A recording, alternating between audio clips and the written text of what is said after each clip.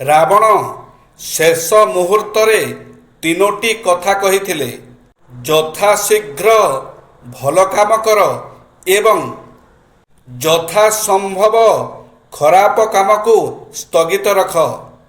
ନିଜକୁ କେବେ ବି ମହାନ ଏବଂ ଅନ୍ୟମାନଙ୍କୁ ଦୁର୍ବଳ ଭାବ ନାହିଁ।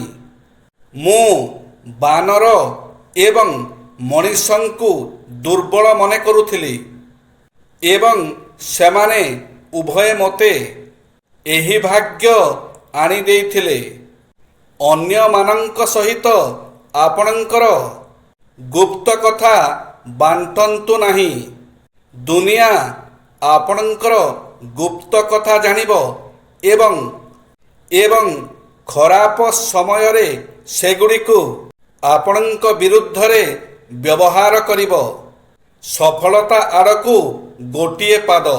କଳିଯୁଗର କଟୁ ସତ୍ୟ, ଯାହା ଆଖିରେ ନିଦ ଥାଏ କିନ୍ତୁ ତା ପାଖରେ ଶୋଇବା ପାଇଁ ବିଛଣାଟିଏ ନଥାଏ, ଆଉ ଯାହା ପାଖରେ ଭଲ ବିଛଣାଟିଏ ଥାଏ ତା ଆଖିରେ ନିଦ ହିଁ ନଥାଏ।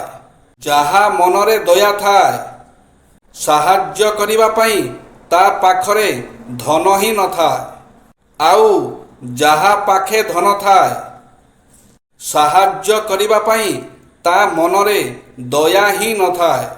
ଯିଏ ସର୍ବଦା ସତ୍ୟ ହିଁ କହିଥାଏ, ଏ ଦୁନିଆ ତାକୁ ହିଁ ଦୋଷୀ ସାବ୍ୟସ୍ତ କରିଥାଏ, ଆଉ ଯିଏ ପ୍ରାୟତଃ ମିଥ୍ୟାର ଆଶ୍ରୟ ନେଇଥାଏ, ଏ ଦୁନିଆ ଆଖିରେ ସିଏ ଭଦ୍ର ବ୍ୟକ୍ତି ହୋଇଥାଏ।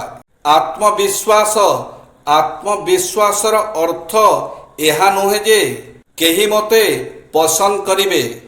ଆତ୍ମବିଶ୍ୱାସର ଅର୍ଥ ହେଉଛି ଯଦିଓ କେହି ମୋତେ ପସନ୍ଦ ନ କରନ୍ତି, ମୁଁ ଠିକ୍ ଅଛି।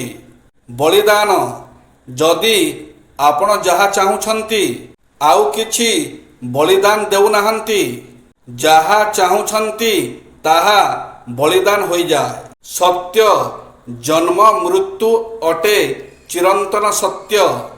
କେତେବେଳେ ଆସେ ଯାଏ, ଏହାର ସଠିକ୍ ଖବର କେବେ ବି କାହାକୁ ଜଣା ନଥାଏ।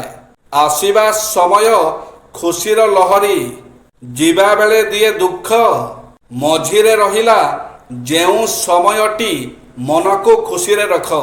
ଘଟଣା ଦୁର୍ଘଟଣା ଆସିବ ଜୀବନେ, କେତେ ଦୁଃଖ ଆଣିଦିଏ।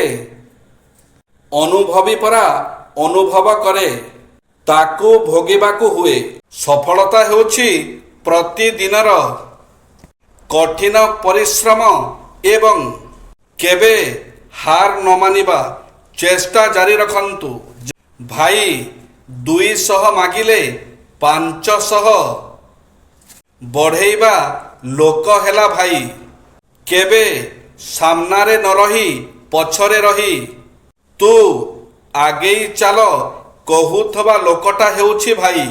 ବାପାଙ୍କ କମି ଅନୁଭବ କରିବାକୁ ଦିଅନ୍ତିନି ଭାଇ। ତା ପାଇଁ ଯାହା କହିଲେ ବି କମ୍ ପଡ଼ିବ। ସିଏ ହେଉଛି ମୋ ଭାଇ। ମୁଁ କହିବା ଆଗରୁ ସିଏ ଜାଣିଦିଏ ମୁଁ କ'ଣ ଚାହୁଁଛି।